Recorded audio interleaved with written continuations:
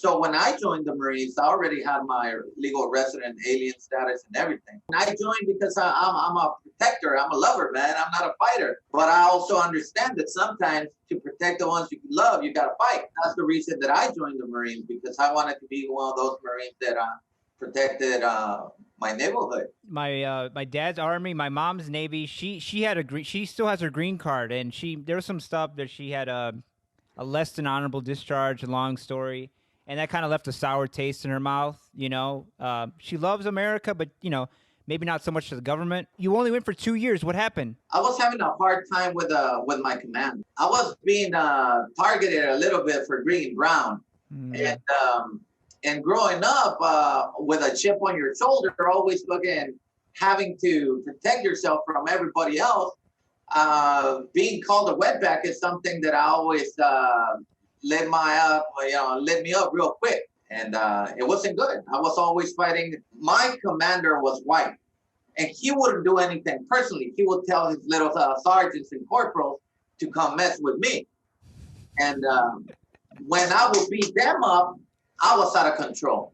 But when they would beat me up, everything was cool. That's the first time that I got exposed to the way that the system is rigged against you.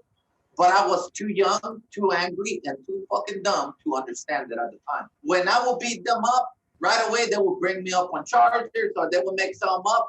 And me being the proud Marine that I was, I'm like, you know what? I beat your ass up. Whatever you want to do, fine. I'll sign your little paper.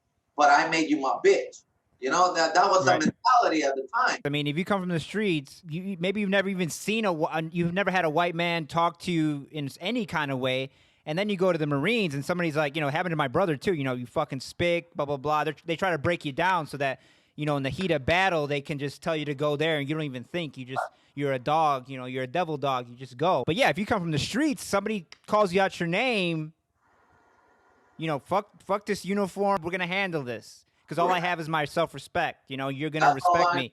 That was pretty much it, man. Okay. And so what happened in New Mexico? You got caught with like what, 2 pounds of weed? A lot of deported veterans get caught with like just weed. So the thing with that, here we go. I'm different than most deported veterans. And me being here in the States, undocumented, should tell you something about me. I'm not like the hundreds of deported veterans that stayed back there and they were crying little bitches that, you know. There's a shelter in like TJ, right? Tijuana, there's a shelter in Juarez. I met with some of them, and I'm like, hey, you guys are Marines, you servicemen like me, then let's go, you know? And they're like, oh, no, it's too dangerous. I'm like, what the fuck you think being a Marine was, you know?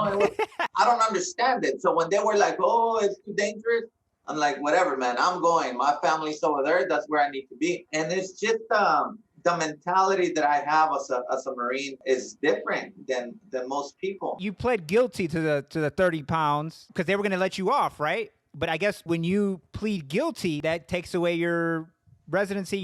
Now you're on deportation, right? Right. It makes you deportable, but they didn't tell me that. Actually, they told me the contrary. They said that if I did the probation time and everything was squared away, that it was going to be erased off my record and it was going to be like nothing happened. So you went to like Costa Rica, and then when you came back, they're like, you can't come back. They stopped me at the airport.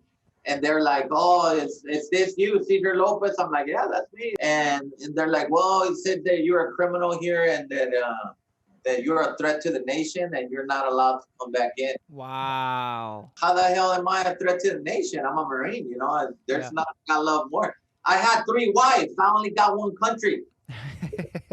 Didn't like that joke. I thought it was pretty funny. My wife don't like it either. It's what it is, baby. I changed my mind about women 3 times, but never on America. And I got me a lawyer here locally, but turned out to be a crook. So he took the money and didn't show up to the court. There's a lot of that. And you know English. There's people who don't know any English. So they find somebody who claims to be a lawyer and give me $5,000 and then boom, they're gone. Oh, disappeared, man. And that's what I saw when I was locked up, because they had me locked up for 4 months while I was fighting it. They had me locked up because they didn't want me to flee the country. I'm like, bro. Oh, you're deported, right?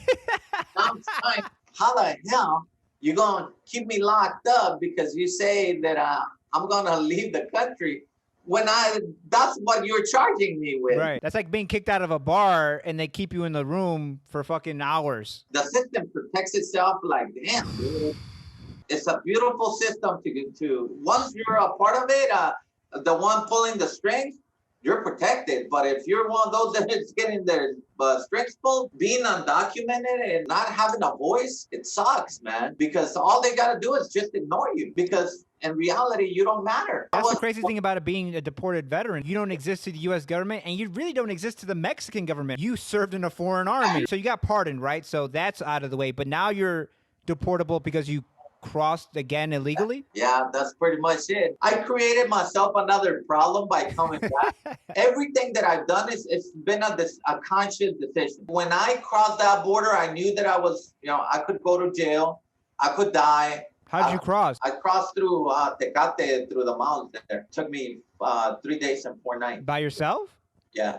Damn. Can you tell me about that? I know crossings are fucking hard, but beyond my belief, beyond my imagination. But tell me a little bit about that, man. Well, mira, one of the things that they said that it's easy to cross that border. I'm a U.S. Marine and I almost died. Also, I wasn't equipped for it. I just decided to cross one day and I was not prepared for it. It's an incredibly militarized border. I mean, it's got ground sensors. It's got infrared. Now, Border Patrols, a lot of them are ex-military themselves. But also think that my desire to be with my family and be free is greater than any paid employee will ever have, They were after a paycheck. I was after my life. My respects to anybody that makes that trek, man. If you can go through that and still be, hey, can I get a job? I'm like, bro, here you go, man. Whatever you want to do, because you have enough strength and personality and character. Given the right tools, you can do something productive for my society. Again, like deporting veterans is like the worst thing that America, any country can do. You are an American. If you committed a crime, those Marines, they'd rather do their time here in America and then just stay here. But, Wedos are like, the law is the law. Sometimes the law is unjust. To get deported is the worst thing that you can do to a patriot. You can't remove them from the country that they were willing to give their lives. It just makes no sense at all. That is a stab at the heart of America. Get out of my country. You don't belong here.